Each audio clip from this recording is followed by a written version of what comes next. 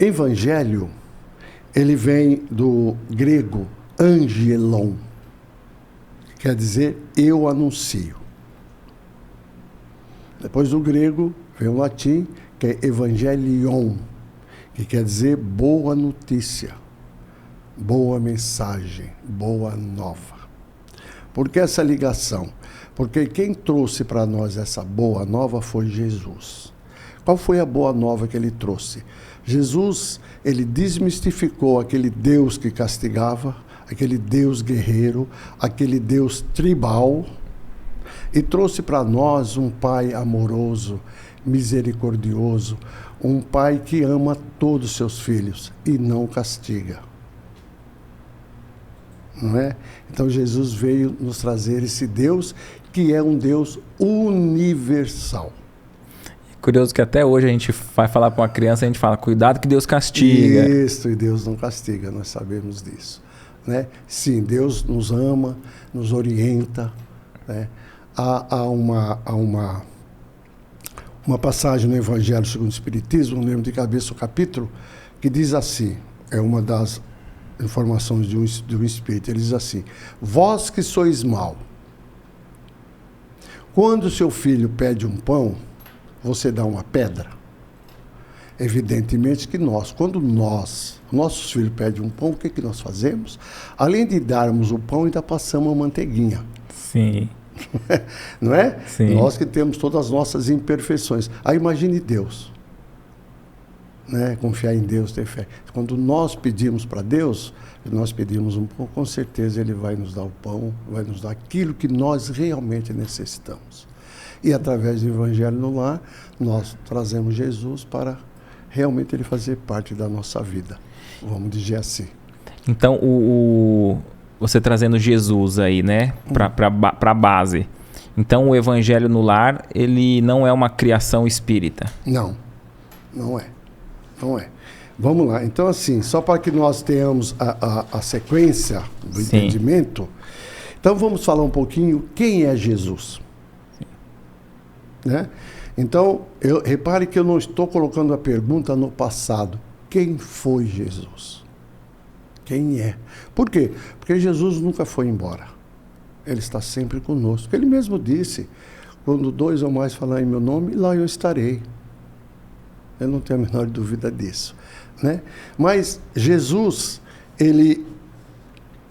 para muitos, Jesus, pelos historiadores, Jesus foi aquele homem que dividiu a era antes de Cristo e depois de Cristo. Se nós falarmos só nisso, não é pouco, é muito. Por quê? Porque, veja bem, sendo você de qualquer religião que seja, espírita, católico, evangélico, se não tiver religião nenhuma, ateu, e for um estudioso que estuda a linha do tempo, você não tem como não falar em Cristo. Tá certo? Então vamos pôr o seguinte, eu tenho um professor de história que ele é ateu. Ele chega e fala assim, Brasil foi descoberto em 1500 depois de Cristo. Ele vai ter que falar em Cristo, mesmo ele acreditando ou não. Ele fala assim, Moisés viveu 4.000 anos antes de Cristo. Né? Então, parece ser pouca coisa, mas não é. Repare o legado que Jesus deixou na terra. Não é? E, para muitos religiosos, Jesus é o salvador de almas. Para os povo hebreu, judeus, aí eu vou falar o foi, porque lá em Jerusalém, Jesus era, né, foi um revolucionário, não é? Que realmente atrapalhou vamos dizer assim, a conduta deles, a vida boa deles e tal. Os poderosos ali se sentiam incomodados. Exatamente, se sentiram incomodados, né? Então fomentou no povo tudo aquilo que nós já sabemos da história de Jesus. Mas e para nós espíritas? Quem é Jesus? Para nós espíritas, Jesus é um educador de almas. Por que ele é um educador de almas?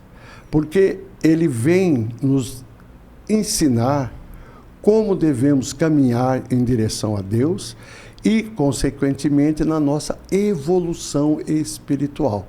E mais importante, ele faz com que nós caminhemos nós mesmos para a nossa evolução, ou seja, entre aspas, para a nossa, como diz, salvação. Legal esse corte, né? Coloca aqui nos comentários o que você achou desse vídeo, sua opinião.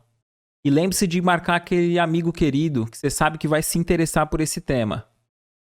Para você acompanhar o episódio completo, é só pesquisar Recomeçar Podcast Espírita. Se ficar alguma dúvida relacionada ao espiritismo, é natural. Procure ler as obras de Allan Kardec.